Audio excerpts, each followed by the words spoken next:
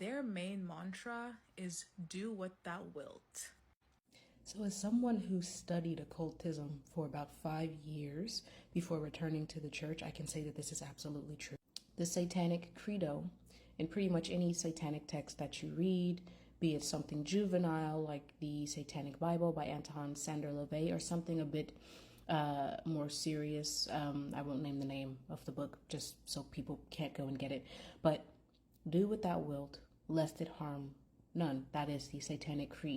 Do whatever you want as long as you're not killing anyone, is basically what it means. And it is very easy to do that. It's very easy to do whatever you want as long as it's harming none, as long as no one is dying. You know, I'm doing whatever I want, but I'm not killing anybody, so it's not bad. That's what that means. And with that, a person can do a lot and say that they're harming. The deconstructionist movement that we're seeing in our world today is essentially this: demoralizing society. It's essentially that. Subjectivity. Everything is relative. Everything is subjective. Meaning doesn't really mean anything. It's essentially this. This philosophy of do what thou wilt, lest ye harm none, allows a person to turn everything into something that's just subjective. What's good to you could be bad for someone else. What's bad for me could be good for you. Everything is subjective with this philosophy. This philosophy breeds individualism. It breeds chaos. Under this way of thinking, there is no law, there is no order to anything. Everyone is just doing what they want to please them. They're not thinking about how their actions might affect the greater whole of society.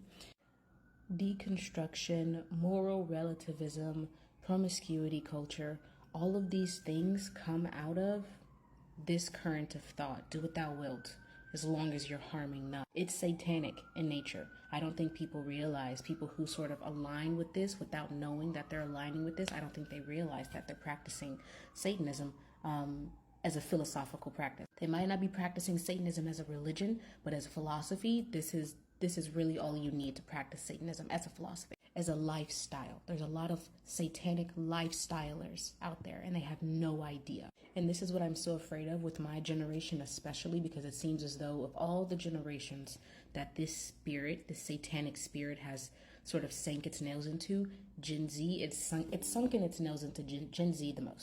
It starts off with one person doing whatever they want, completely defying structure, order, law, these things that are here to keep us safe and to keep our society from crumbling. It starts off with one person and then it spreads. And it's a few people who are doing it, who are completely sort of defying and going against any sort of structural order.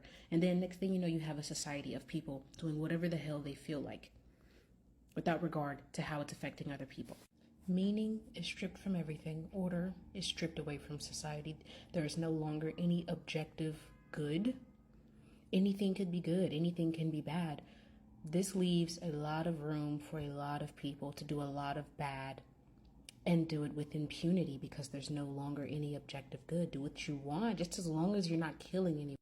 And this is why we have to be very careful not to let people who want this lifestyle to become the norm, not to let them dictate the meaning of language, not to let them dictate what is objectively good, not to let them dictate normativity. Normativity is good. Structure, law, order, these things are good. These things keep our society from falling apart. And if you let people who are satanic lifestylers get what they want, it's going to look like Mad Max Fury Road out here. That's not the society that we want to live in. Trust me.